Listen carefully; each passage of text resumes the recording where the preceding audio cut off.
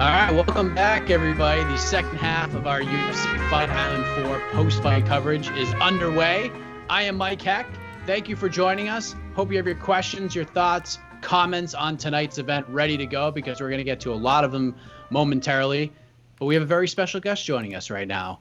The great Laura Sanko is joining us, and I appreciate this so much because it's probably way past your bedtime right now. You probably did the math wrong here as far as the time zones and the times go, but I appreciate this very much. I did. I was not thinking. And I was also, I think sometimes when it's not a pay-per-view, I expect it to end, whatever. My mind does this thing where it's like, oh, it'll be done at like 10 and then we'll be talking at 11. Not the case, but I'm here for it. I'm in my jammies. I threw a hat on and we're going. We're going to do this. Well, we appreciate it very much. Casey just like Leydon me. I'm going business casual today. Yeah. No sleeves, got the hat. Don't want to fix the hair, so we're here. Ah, man. Yeah. I've got my Red Sox hat just hanging on the wall over there. But here we are. Laura, I'm glad you are here because we had a big night for the women's 135-pound division. It was capped off by Holly Holm with a dominant performance, unanimous decision win over Irene Aldana. And as much as Holly Holm wanted to finish the fight, Aldana proved to be very tough, very gritty, but Holly Holm looked outstanding. What did you think of her performance tonight? She did. She looked like a very motivated Holly Holm, a renewed Holly Holm. And make no mistake, I mean, Irene Aldana is absolutely no joke. And she's got some of the best boxing, pure boxing, in the women's divisions, Irene Aldana does. And for Holly to have that level of a performance and to see the kind of disparity, and I'm not going to say necessarily their ability levels, but their ability levels on this particular night, there was a big disparity. Irene couldn't figure out how to cut off the cage well enough to find Holly, and Holly's just so good at them, and she's so good at moving and finding, her counters at just the right time. She always comes in with a great game plan. It was a really impressive performance from her for sure. I've had you on What the Heck a couple different times, and we've talked about fights before they happen, and you're very good at analyzing and looking for certain things. And it makes me think as these fights are going on, like how they're going to play out based on what you said, because it's etched in my mind. As you were looking at this fight heading in, maybe on Thursday or Friday, did it go the way you expected it to, or were you surprised by anything? No, I was surprised. I expected Irene to be a little bit more able to, again, cut the cage off. Holly's known for moving quite a bit. She's got a really strong lateral movement, and she's very good at kind of moving backwards or moving to the side and just creating this sort of funnel where she's constantly putting you where she wants you. And people know that going in, but I think it's probably difficult to find a training partner that can move to that extent because not many people do. And unless you train in an octagon, that's a really difficult thing to replicate. So I think more than anything, I think that the range was just really what gave Aldana issues tonight. And I was super impressed to see Holly's grappling. I've never been one to be down on her grappling game. I mean, she handled Megan Anderson. She has shown that this is not something that she just ignores when she's training. She's got the chops, but those takedowns look good, especially against someone who has such excellent takedown defense as Irene Aldana does. I was surprised because I thought one of the things we saw in the Raquel Pennington fight was Holly Holm used the clinch against the fence so well. So I thought we'd see a lot of that in this fight to try to slow Irene down. But, Holly just used that kind of as a crutch. Like if she needed it, it was there. But I was surprised that Holly was just willing to get in there and just trade with her. I thought that was going to be kind of a dangerous thing. I thought the clinch, maybe get to the ground. But Irene is very underrated off of her back as well. And you saw like her takedown defense is usually really good, but Holly landed a takedown in every single round. I think she'd only been taken down twice in her UFC career and got taken down 5 times tonight. So that was an interesting factor to me. In hindsight, Laura, was this a mistake booking this fight? Because Aldana, most people thought that she was ready for a title fight. Like she was already there. She was the top prospect in the division. And to match her up with Holly Holm, do you think it was it's hindsight is what it is. Do you think it was kind of a mistake to book these two? No, I think it was the fight that needed to happen. I mean, I kind of see the point, and I see why some people would maybe say that, but I think it was the fight that needed to happen. And I think what really showed tonight was Vetti. This is what happens when you reach me at 1:00 in the morning. Betty experience? No, Yes. Holly. I combined the word veteran and Holly into Vetti. What we saw tonight Vettily experience. Holly's veteranship shining through, and just her ability to come in with the perfect game plan and execute it flawlessly. I mean, she's one of those fighters that she gets in there and it's like she's just sort of a computer moving through a program. She knows exactly what she wants to do, where she wants to do it, how she wants to do it. And it makes it very difficult for a younger, less experienced fighter to be able to make adjustments when they're in there. So I think it was the fight that needed to be made. Maybe Aldana's managers might feel like it was a mistake at this point, but I don't think it was a mistake for the division.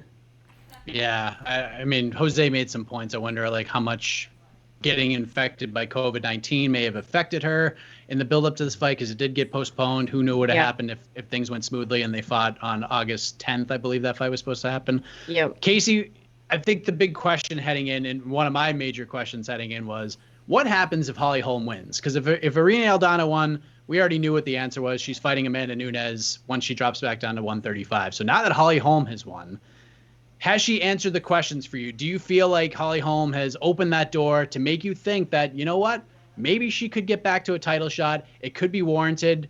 Maybe she could get the job done. Or do you just think, like, if she fights Amanda again, we're just going to see the same thing we saw the last time? I don't believe we're going to see the same thing. I think every fight's different. I think Holly would learn from her loss against Nunes. But I guess the bigger question is, does the public want to see Nunes versus Holm again? I think outside of a one punch knockout, one kick knockout within the first 2 rounds, I don't think that was happening. Like from people who really, from a technical standpoint, Holly had a great fight take, just stuck to the game plan. Mm-hmm. And a lot of what we say as Holly as a criticism worked out to her advantage, because I think back when Holly fought, say, Valentina Shevchenko, she kind of got stuck in this, almost like she was a robot. She kept doing the same combination, the same kind of movements over and over. So you felt like you saw the same round over and over. Yeah. But for this fight, it worked to her advantage. She was just so consistent, kept circling, and then every once in a while, go for a takedown, throw a little flurry, but she never really got out of that general pattern, and it really worked for her, because Aldana, like I said, like you said, Laura, just couldn't crack the code, I guess, and couldn't just actually, Laura, let me ask you, what does it feel like if you have you train for a big camp, you have, this is what I'm going to do, this is what I'm going to do, it's not working? How difficult is it to go to plan B? Well, I think a lot of that has to do with your experience level. I mean, I think the further you are into your career, the more comfortable you are with plan B and plan C, and you might even have plan D, E, and F, in your back pocket if necessary. And it's not, I'm not saying she's inexperienced, but just comparatively, especially when you add in all of Holly's boxing experience on top of it, which I do think plays a role. Absolutely. Yeah. I just think I think it comes down to experience, but mentally it can be an absolute mind F to go out there and have. You can say you don't have expectations about a fight, but you can't help but envision it going to a degree in a certain direction. And I'm going to be able to do this, and this is the combination I've been working on, and I'll close the distance, and I'll do this. And then when you go out there and you can't find her to land said combination, and you try something else and you still can't find her, and you try to cut off the cage, but geez, she's still, I'm falling short, right? Like, she just could never quite get in range, in that boxing range where she likes to hang out. Holly does such a good job of staying just outside of her kicking range, and then she'll dart into her kicking range and kick or land a flurry and then be right back out. She will not hang out in Aldana's boxing range, not even for a minute, not even for a few seconds. And that's just the intelligence of the camp she comes from and all of the experience that she brings in there with her. Yeah. It's a great performance from Holly Holm tonight. She gets the win in the first women's fight to headline an MMA event in Abu Dhabi. So little history lesson for you as well. Carlos Felipe gets the win in the co-main event against Yorgan De Castro. Kind of an interesting fight between those two guys. A lot of heat heading in, and Carlos moves on. He wants to stay on Fight Island and fight Rafael Pessoa. That would be interesting to see if they can make that happen. But before that happened, another big fight at 135. Who had Germaine de Randamie submitting Juliana Pena and putting her to sleep in the third round? Who had that? Not me. And I don't think anybody did purposely. So, Laura, what was your reaction to that ending?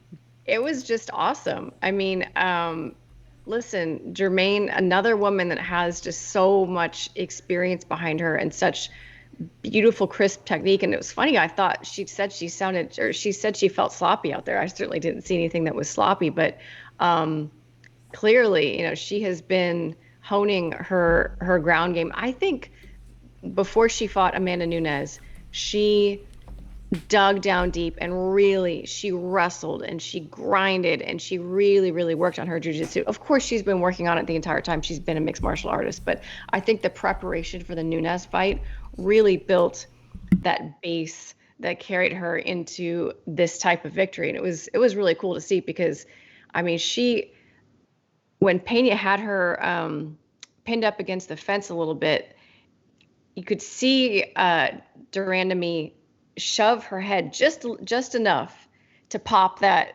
guillotine underneath and then immediately go, elbow high with it. That's not blue belt stuff. That's decently, like, she knows what she's doing. She'll snatch some necks. So I was happy for her. That's awesome to see. Kind of a crushing one for Juliana Pena too, because she lost the first round, she got dropped, wins the second round, was winning the third round up until that point more than likely, and then she gets put to sleep like that. So crushing one, because especially knowing with what happened in the main event, had Juliana Pena won a decision, she would be the front runner to fight Amanda Nunes next. So now we have no one to fight Amanda at 135 at this point, and I think the matchup you make is you just run it back between GDR and Holly Holm from that and sort of crazy fight before. Yep. Agree. I think that's that kind of, now we all know that the fights that get made don't always make sense. And a lot of it has to do now with schedules and COVID issues and people falling out and things like that. But that is the fight to make. And, to your point earlier, Casey, I don't like that I have this like wah wah feeling, and I wish I didn't. But if I'm being honest, I do, because I feel like that division needs like some strong, fresh blood, and the freshest blood that we saw kind of got squelched a little bit tonight. But veteran moves, man. I mean, that's what this fight is all about, or what this game is all about. And as a mid to late 30-something mixed martial artist myself, there's part of me that's like respecting the old ladies holding it down. those old ladies. Yeah. Well, congrats to the old ladies for getting some wins tonight. Excellent work. It was a fun card overall. The bonuses went to, let me just pull them up real quick because I forgot them. Luigi Vendermini got one for the first fight of the night. Dusko Todorovic looked awesome. Great win for him. He's a savage. Kyler Phillips gets a bonus, and then Germaine de Randamie gets a bonus for her submission, which was no surprise. And we were talking about this earlier. If Germaine de Randamie didn't get a performance bonus for that performance, she's never getting one ever again. So congratulations to all of those bonus winners. No fight of the night, although if there was one, it probably would have been Charles Jourdain versus Josh Coulibaly. That was a fun fight. So you know what? It's late. Let's just go to the peeps. Let's go to the peeps. Let's see what the peeps have to say. Oop, that's a wrong one. Old question. That was last week. Hi, Esther. Oh, 1 sec. Ooh, my face is too big. Hold on. Why is my face so big? Let me do it. I don't hate it. It's all right. I'll take big face, Casey. Big face, Casey. Such a sweetheart. Big facey. All right, let's hit the questions. Hold on. No. A lot of people are asking to marry you, Laura, and I'm gonna go ahead and. Sorry, one question. One moment. You're good. You're gonna have to tell me what kind of software you use to do this magic sorcery that you're doing right now. I'm very impressed. I still have no idea. There we go. The GDR&Holm rematch is going to happen. Opinions on that fight. So, Laura, should the UFC pair these two ladies up maybe early 2021? Who would you favor? How would you see that fight sort of playing out from an X's and O's perspective? Oh, man. Yes, I think it's the fight to make. I think it makes a lot of sense given what we saw tonight. Ooh. I know. That is great. It's. That is a great question because I do think it would look different than the first one. But In what way, though? what way exactly? Yeah, I don't know. If I had to go on a limb, my gut tells me that Jourdain has made greater evolutions in her game. Not that Holly hasn't evolved, but I think Holly had a lot of skill sets that we just weren't seeing. But I think Jourdain has really made some levels up in her ground game in particular. I think it would look like a very different fight. I really do. I'm not saying that it would be a different outcome. I just think that the way that things would play out, I think we'd see a lot more grappling. And man, I don't know who I would take in that fight if push came to shove. If you have to ask me right now, I might take Jourdain. It is a totally different fight too, because if they were to book it, it would be like a planned fight that was like, normal fight camp for the most part, at least as normal as it can be during a pandemic. 8, 9, 10-week camp. We knew about this fight for a while, and then it got extended even longer. The first fight just was put together like, oh man, we can't cancel a second pay-per-view in a row. We're going to Brooklyn. We got to put something together. Let's just put these two women and introduce a title. Yeah, and I don't, it's a funny thing. I don't know. I wonder if either of them feels like a different fighter at 35 versus 45. I tend to think probably not, especially if you're taking on the same opponent. But it's surprising to me how differently some people fight given the weight class that they're in. Some of those fighters that kind of vacillate between the two, you'll see them be different. And sometimes I think the higher weight class favors a more active fight. Just my 2 cents. Yeah, and without a title on the line, but knowing that you need a really impressive performance to get back to a title shot, it could be a much more exciting fight this time around. A little more of a sense of urgency. Casey, Casey, what do you think, buddy? If they ran this back, how would this play out? Well, all week I was complaining that this fight should have already been booked as the main event tonight. That should have been already the fight to happen, but now we have a little more anticipation for it, so I'll give the UFC matchmakers credit on that one. But I'm still picking Holly. I thought Holly won the first one, even with the very controversial strikes. I still actually had Holly winning that first fight, and I'll pick Holly in the rematch too, especially if she has that sort of game plan, and it's in the big octagon, not the small octagon. I think that's a good point, Casey. I didn't think about that. I think that would make a very big difference. Yeah, and I didn't want to chime in earlier, but I'm not saying Aldana would have won the fight, but I think it is a more competitive fight if Holm versus Aldana was in Vegas in the small cage. I just think it's more competitive. I don't think Aldana wins, but I think it's a different fight. Man, standing in the two different cages, it is a massive difference. Yeah. Massive. I don't think it's really difficult to appreciate on television how much smaller the 25-foot cage is. It is massively different. And especially when I think about, I know that's not what we're talking about right now, but some of the light heavyweights and heavyweights that are like 6'5" plus, and they're, I think I can't remember who it was fighting, but I remember I did the math. And you put their wingspan together, and they were just 4 inches shy. They could touch each other pretty much in the middle. Yes. Yeah. Yes. Yeah. That's crazy. Crazy. The surface area that just a 5-foot diameter change makes is humongous. Yeah. And I think Holly. I'm sorry. I want to see Ngannou in the small cage. Somebody. Maybe him and Stipe in the small cage when they finally fight. Yeah. Nowhere to go. Swinging them bolos. Absolutely.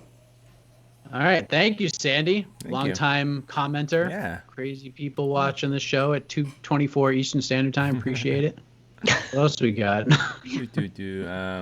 Actually, another question from Sandy, and I think this is all we need to talk about in the co-main event. Thoughts on the reffing. Thoughts on the reffing. Yes. I loved it. I loved it too. Me too. I thought it was great. I did not mind it one bit. And remember, everybody, for those, I didn't see a lot of people complaining about it, but I did see some people complaining about it. The reason that this all started is because both of these gentlemen were putting their fingers in the cage. Yeah. So the referee was like warning them, gave them a couple warnings, especially Jourdain and Castro early on, and then the separations just started to come. He's like, you know what? We're not going to risk any fingers in the cage whatsoever. Anytime there's stalling against the fence, we're just separating him. And I loved it. And except the third round, because Jourdain just kept pushing him back up against the cage. So it didn't really make a difference. It was just clinch, separate, over and over again throughout the final 5 minutes of the fight. But it definitely made things more interesting, did it not? No, I thought it was smart. And I think that the ref was really on top of the fact that it was not Jourdain pinning him on the cage with any intent to go for a takedown or an intent to, it was pretty clear that they were both really, really tired. And it was 100% a stall rest tactic. The ref was all over it, and I did not mind it one bit. I thought it was great. I thought it was fantastic. There's no messing around tonight. No. I think it was the same ref like throughout. Like there was one earlier fight, Casey. Do you remember what it was? It was during the prelims where there was like a questionable separation or a questionable stand-up. Do you remember which fight that was? There was one that was like really weird and made no sense. Yeah, I can't remember what it was. And I'm normally not a fan of the ref inserting himself. I'm really normally not on the side of that, especially when they're in grappling exchanges. That I'm not a big fan of that at all. If they are horizontal on the mat, I don't like it. But I was all about it tonight. I completely changed my mind. I want to say it was the Jordan Williams Nasruddin Imavov fight where there was some, I don't know if they're up against a cage or there's a takedown and the ref like stood him up in like 5 seconds. I want to say it was that fight. I could be wrong, but we'll move ahead. Because that was, like you said, it was hours and hours ago. Yeah. Anyone else stoked Condit finally got back in the win column? How could you not be stoked? Yes. What did you think? Did you watch that fight, Laura? I did not get to see that fight, but I will tell you that as soon as I broke free of my other obligations, that was the first fight that I went and at least checked on the results. And I did see that Court's nose took a trip out west. Yeah. And I saw that Carlos got his hand raised, but other than that, I'm gonna watch. That's on my list of things to watch first thing tomorrow morning. I only caught the main card tonight. Sorry. It's okay. Yeah, Condit looked good. Dropped Court in the end of the first round, like right as the horn sounded. So in the first round, at that point, I thought it was almost a 10-10. They were and then in the last 2 seconds, it was just I don't want to ruin. It's not a spoiler. Well, you know who won the fight. Okay. It's okay. It was just exciting. It's like, oh my God, that's the natural born killer. I know that guy. Yes. It's so nice. It's so nice when these veterans come back and you see the glimpse of like what you remember they were in their heyday versus not seeing that, which is like heartbreaking, right? And I don't mean to pick on him because I love Diego Sanchez. I love all his quirkiness and his goofiness and all of the stuff but I miss being like, yeah, Diego Sanchez is fighting. There's going to be blood and like violence. And, it makes me, it hurts my heart a little bit. So it makes me very happy to hear that I will get to see the natural born killer. So what do you do from here, Laura? I mean, you still have to watch the fight, but what's your gut telling you? Because the favorites in terms of future matchmaking for the natural born killer is a lot of Nick Diaz and a lot of Matt Brown. Those are the two top options. If you're the matchmaker here, where are we going with this? Oh, Matt Brown. One of the two, or you get somebody else? You're going Matt? I think you go Matt Brown because I think that Nick Diaz is going to be. Did you say Nate or Nick? What I can't ever remember which. Nick. Okay. He's going to have a higher profile fight than that. It would be cool to see kind of like a throwback fight for sure, but Matt Brown would be enough of a throwback fight. Those two guys are violence written all over it. I would love that fight for sure. Yeah, Matt Brown called for it as soon as the fight was over. Said, as soon as I heal up, let's do it. Badass. Carlos Condit said, make sure you wrap him in bubble wrap or something like that. Oh. And something like that. So, little gamesmanship. I like it. Can I toss a name out there? Uh-oh. Carlos Condit rematch with Tyron Woodley. Oh. I wouldn't hate that one either. I actually think it's a pretty good piece of business right there. And if you remember, if you actually go back and watch that fight, you remember in the second round before Carlos blew his knee out, he actually blew his knee out. I think, how did he blow his knee out? Was it stuffing I think he was actually stuffing a takedown. That's when he actually blew his knee out, and then he got it really blown out when he took a leg kick. But Tyron won that first round of wrestling. In the second round, Tyron was getting tired. Carlos was winning that second round, of course, until he wasn't winning. His knee blew out. So I think there's some unanswered questions in there, and I think Carlos will bring that fight out of Tyron. But I like that. I like that a lot. I think Tyron needs a fight where a little bit of the pressure is off, and I think just even easing a little bit of the pressure is going to allow him to go out there and let his hands go, let the fight go, because we all know what he's capable of, right? Yeah. Like it's not gone. It's just, I think maybe all these big fights and everything that is riding on them is making him be a little bit too calculated, overly cautious, and not just get out there and fighting like he used to. I like that. I support that, Casey. I like that idea too. Laura, is thinking, it sounds silly to say this out loud, but is thinking like the worst thing to do in a fight?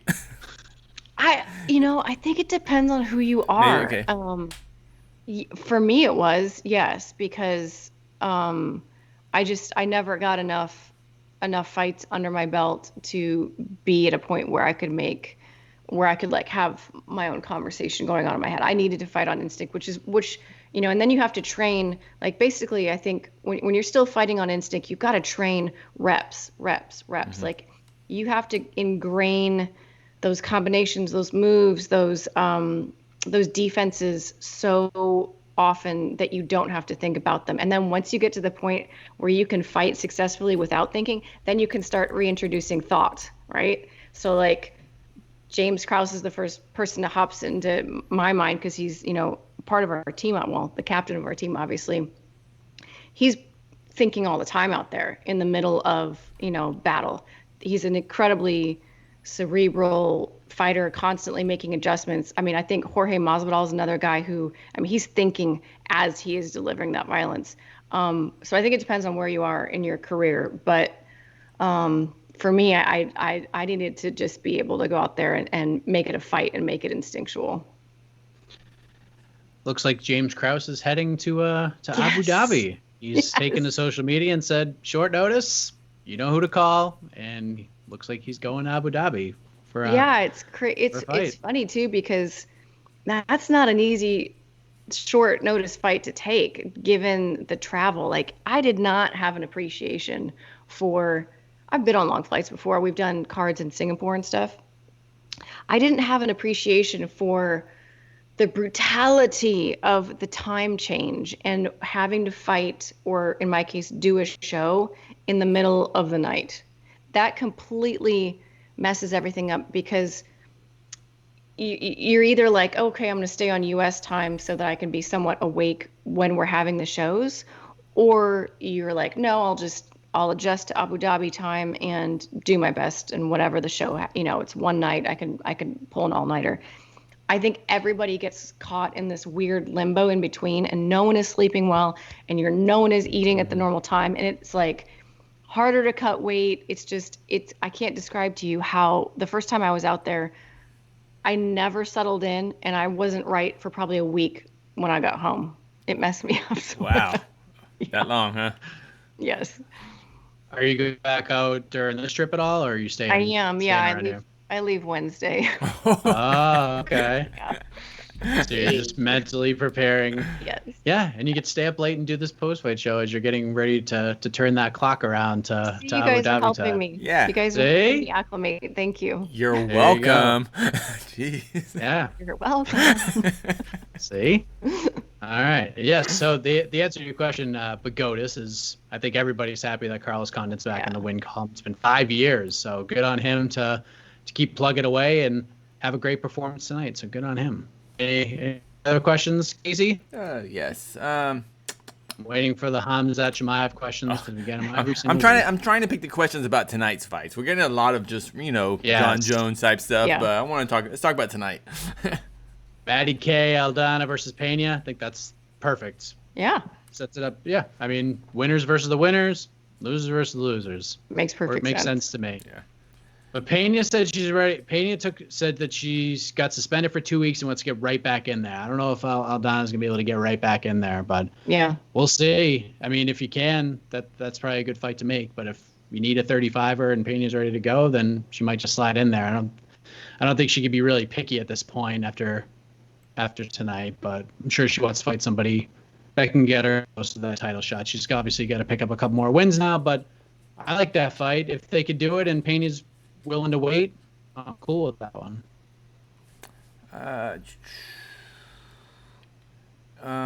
You didn't see the Jourdain fight, right, Laura? I didn't, but you guys can still talk about it and I can listen.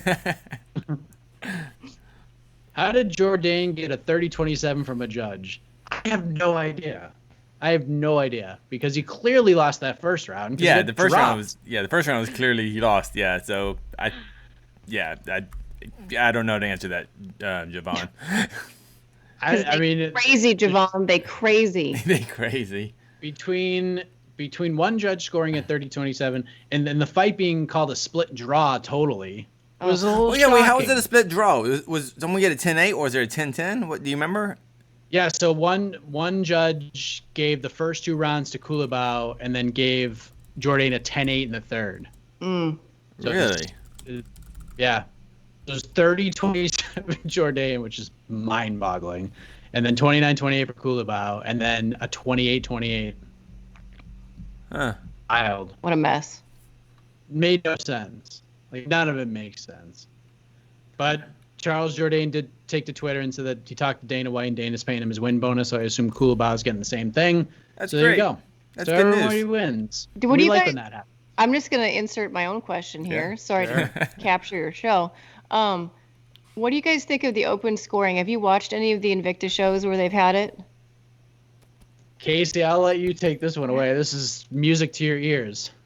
I absolutely love open scoring. You do? I love it. I just think it's ridiculous for a fighter not to know the score of the fight. I just think. Yeah. I just think it's ridiculous. It might not change the entertainment factor of the card. It might not change who's gonna win the card or not gonna win, or the fight itself. But I just think when you go in that third round, you should know if I have to knock this person out or I have to finish him. You should because it's 2 different strategies. To me, it's like if you're playing a basketball game, you want to know if you're down by 2 points or 3 points. Do I got to shoot a 2 or I got to shoot a 3? Everything changes depending on that. So that's my long story. I completely agree. No, I completely agree. And I was shouting it from the rooftops and still sort of am. But I will tell you, after calling the last Invicta card that had open scoring, I kind of am like, I went from being like, yes, to kind of be like, oh, I can see some drawbacks. Tell me the drawbacks. It had mostly to do with just feeling anticlimactic sometimes in that last round, and maybe more so in women's fights because there's less of a potential for a knockout. And it felt at times like, oh, well, we know who's going to win. And even when they go to announce the winner, we're like, well, we already know who won. But I'm sorry. No, go ahead. But I feel like we do the hand raise all the time after knockouts and submissions. We still go through the motions, even though oh, that guy got knocked out, but who's gonna win the fight? You know what I mean? Like, we still do the ceremony, the hand raise and stuff like that. So we go through all this. We go through these motions all the time. I think I didn't appreciate how much, and this is maybe this maybe shows my own character. I don't think I appreciate how much I like wait with bated breath when it's a decision to see if someone's going to get screwed. Not that I want them to, but it happens so frequently that like even when in fights where you're like, well, for sure so and so won, for sure there's no way. We've had enough fights where you've gone away going, what? There's no way that guy won. And I'm not saying that's not a great reason to not have it, but I think I didn't appreciate how much I kind of enjoy that, like, oh, we're waiting. So if there would be a way to like where the fighters knew, but maybe the audience did. I don't know. I haven't thought about it enough. I just kind of went from like really excited about it to be like, slightly less excited about it. I feel like there need for the TV presentation, for how Invicta. I mean, thumbs up Invicta for being the first major promotion to really embrace open scoring, but I feel they need to maybe take another step as far as the entertainment factor of that score. Yes. And maybe like maybe like as soon as the round ends, there needs to be some sort of like, okay, and the winner of that round is boom. And boom, we have talked boom, about and then you that. go, whoa! I can't believe that person won that round. It's like, oh, this changes everything. Yeah. So maybe I think that's the kind of you have to you can't direct this, you can't present the show on TV in the same way if you have open scoring. The graphics have to change, the way it's directed has to change a bit. I feel like that's a workaround, but I totally get what you're saying, but I would rather people know the score versus a little entertainment just to go, ooh, but I get it.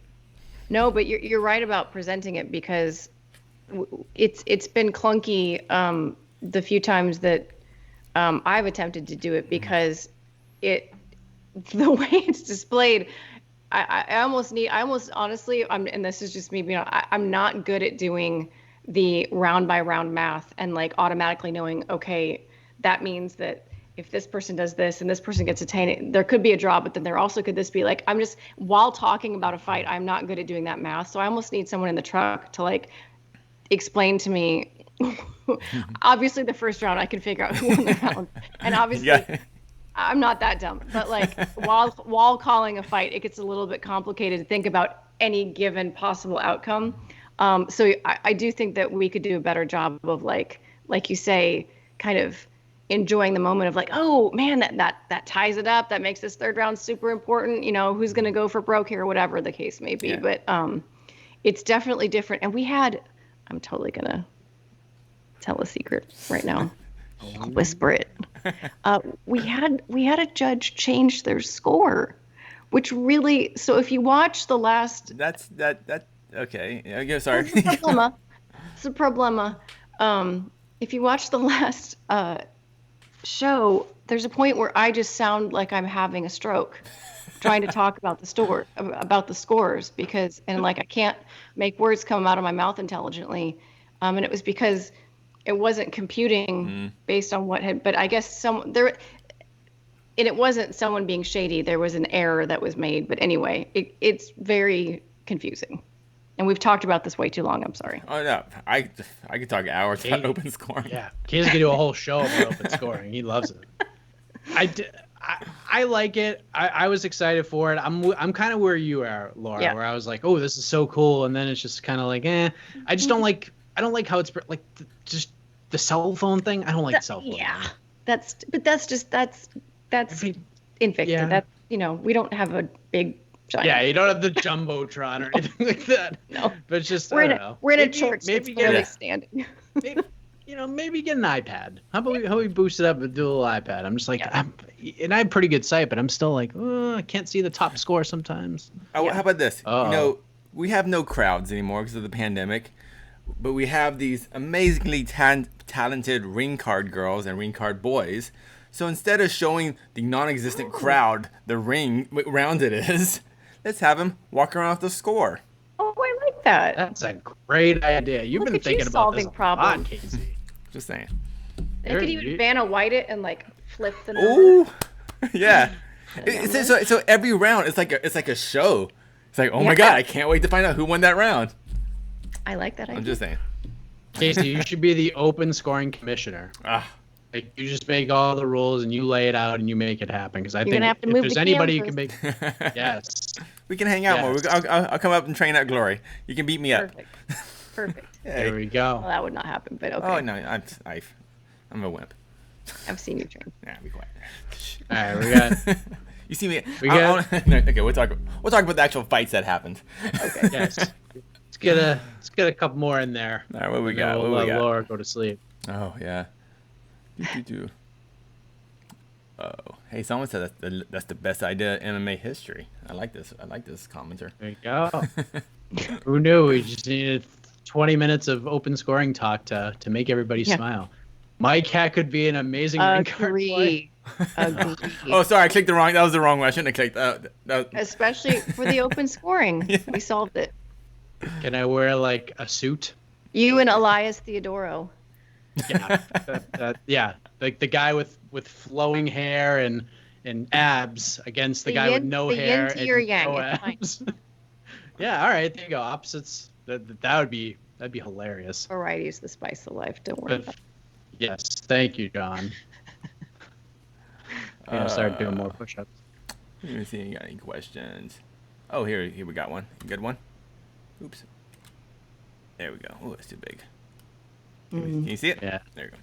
Where does Jinyu Frey go from here? She has lost 2 in a row. Should there be a 105 women's atomweight division? I think we've talked about this before. Yes. Yes. Wax poetic, Laura. 105 in the UFC.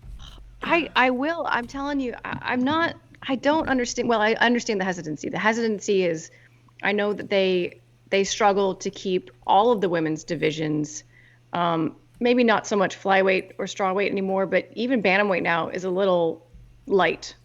They have a much harder time just keeping a nice flow of fresh new faces and new blood in all of the women's divisions. I think there are solutions to that, but regardless, that is the problem that the UFC feels that they have.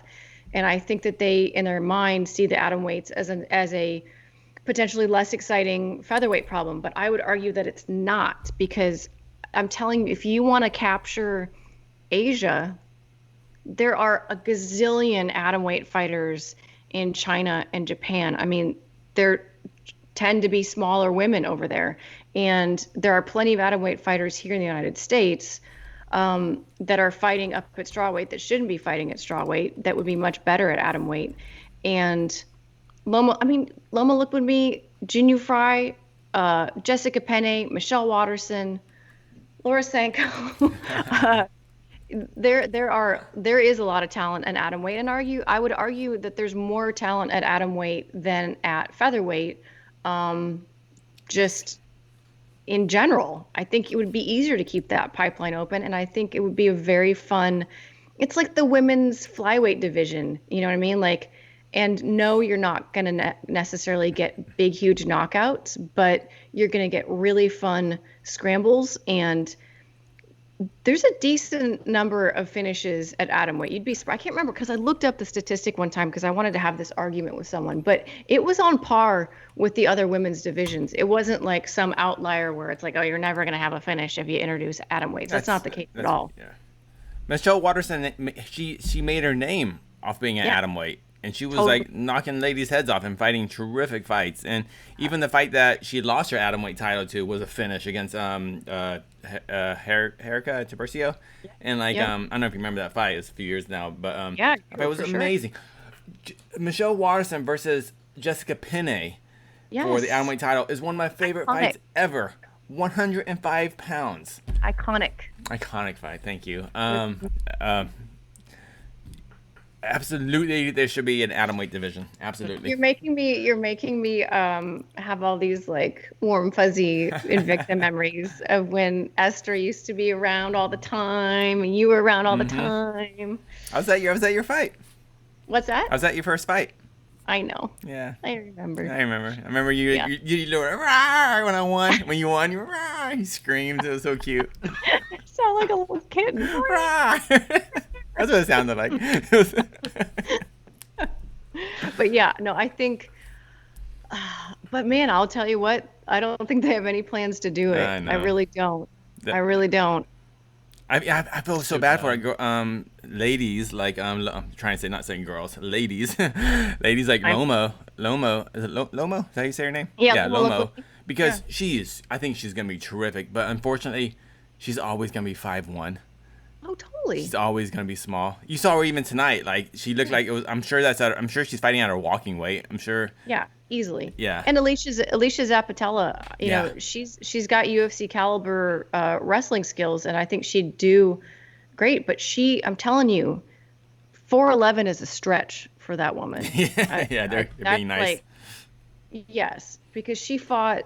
Who was the Viviane Pereira, who's also listed as 4'11", and Pereira was like significantly taller than her. You know, that's two women that should be fighting at atomweight. They're really fun fights, though. One of my favorite fights of 2019 was one of the last fights of the year. I was lucky enough to be in Japan, and I got to see Sohee Ham fight. I forget her name. Ayaka Hamasaki. Hamasaki, yeah. Yeah, and that was the co-main event for the Big Rise New Year's card. And just to see these two ladies just beat the crap out of each other for a full title fight, and like to see, I think there was like 40,000 people there just go nuts for that fight. And the pace is crazy, and the scrambles are crazy.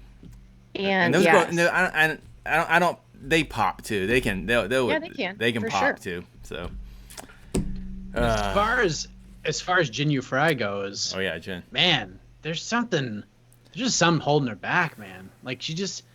Like, even in the Kay Hansen fight, like, the first round in the Kay Hansen fight, like, she was throwing smoke. She was throwing hammers. Yeah. And then, like, after that first round, she just stopped.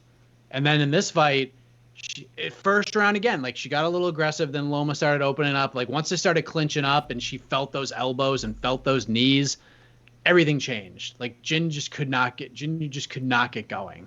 There's something, I don't know what it is. Like, I don't know if it's just the UFC stage or whatnot, but she's got pop. She can turn fights around with one shot very quickly, but just something after that first round, when she starts to get in any sort of trouble, it just turns off. I don't get it. She's so well-rounded too. I mean, she really can. It's confusing. It's hard to pick a hole in her game, but I think you just kind of said it, where like maybe we didn't see it as much in Invicta at a slightly small, you know, at her normal weight class, where she's not maybe meeting as much adversity, and where you potentially a slight step down in ability, although I would argue that maybe not. I think you may have stumbled on the hole in her game, if there is one, is maybe just a mental block for her, kind of going out there and saying, fuck it, sorry, and letting her hands fly, and being a little bit more animalistic, and not so. She's very even keeled and cerebral in life in general. Every time you talk to her, she's just very like this, and it's almost like, I know that she's got a fire inside her. You can see it, but it's like she's got to let it out, you know? Yeah. I feel like she's one of those fighters that it sounds bad, but she's too smart to be fighting. Because you know what I mean? Like she's just thinking out there. Overly calculated. Yeah, it's like just go nuts. Just have a blast. What, you're gonna lose a decision and be bummed out, or you're gonna get knocked out and be bummed out? Yeah. Either way, you're gonna be bummed. So just go out. I don't know. Just be more Julia Avila. Like, be more Julia Avila. Yeah. Yes, do that for like your next fight. Just do her and just start winging things and just hammering. And I don't know if you've ever seen Jen train or talk to people about her. I mean, I know people have gone and watched her train. Like, she is just an animal in the gym on the mats. And but then I want to kind of even call her a bit of a Tyron Woodley light, in a sense, that you just know there's this fighter in there, but maybe just, I don't want to say they're past the athletic prime, because actually Jen's in her, I think she's 35, 36, something like that. Mm-hmm. Like, maybe just mentally, the mental part, the prime mentally, like as far as this is what I want to do. Just I don't know. Yeah, I'm bummed. I was bummed. I expected more from Jen tonight. I thought this was a great fight for her to win, because I thought she's finally fighting an atomweight. Another striker. Yeah, another atomweight striker. Yeah, atomweight striker. So it wasn't going to be a size thing or anything. And full camp, and bummer. It is. A but man, Loma looked great. Loma looked great. Loma great. And that woman, holy moly! I mean, when you start fighting full on fights at the age of 7, that's what you turn into, and that is incredible. Oh, there's those elbows inside. I was like, oh, this looks. I can't remember who she was fighting, but again, it was an Invicta fight. I think it was her first Invicta fight, and she flying teep kicked the other chick like across the octagon, and I just was like, I texted. Oh, Shannon will kill me for saying this, but I texted Mick. I was like, if you're not watching Invicta right now, you should be, because this chick is on fire. Actually, you know what I think I was doing? I texted him. I was like, this is why you guys should have atom weights, because this fight is fucking awesome. Like, okay, Sanko, I get it. Yeah, anything else, Casey? Nah, we've been jib-jabbing for 50 minutes over now. Yeah, so I think we're good on the questions. All right. Well, next week, guess what? There's another fight card. Marlon Moraes versus Corey Sandhagen, the main event. That is going to be a banger. Edson Barboza versus Makwan Amirkhani is the co-main event. Ben Rothwell, Marcin Tybura, Marcus Perez versus Dricus Duplessis. Tom Espinal versus Alan Bodo. I mean, Yusuf Zalal's back, looking to make it 4-0 in 2020. That guy's a savage. For poor Brandon Royval, still on Fight Island, waiting to corner Yusuf Zalal. And Alex Hernandez as well. Alex Hernandez, 2-0 as a corner. Yeah. As on Fight Island so far. Impa Kasaganai is back against Joaquin Buckley. Holy moly. That is going to be fun. Rodrigo Nascimento, Chris Dawkins, Ali El-Casey versus Tony Kelly. That is fight night written all over it. Giga Chikadze versus Omar Morales. That's a good one. Tracy Cortez versus Stephanie Egger. And then Bruno Silva versus Tagir Ulanbekov. That's low-key a really good card. Yeah. Exciting fights. I like that. It's all good stuff. Before we leave, I want to go back. One more quick question. It's a yes and no answer. You don't have to get too deep on this. Okay. If the UFC did make an atomweight division, will Sanko come back to MMA? Ooh.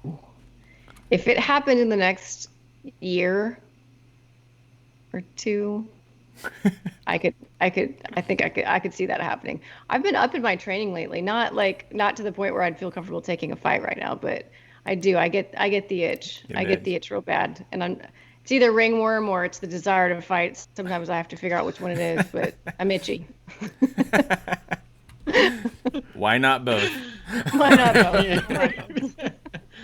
Don't limit yourself, Laura Sanko. Don't limit yourself. You can have it all. Have it all. I can have ringworm and fight. There you go. Exactly. Jack of all trades. How about that?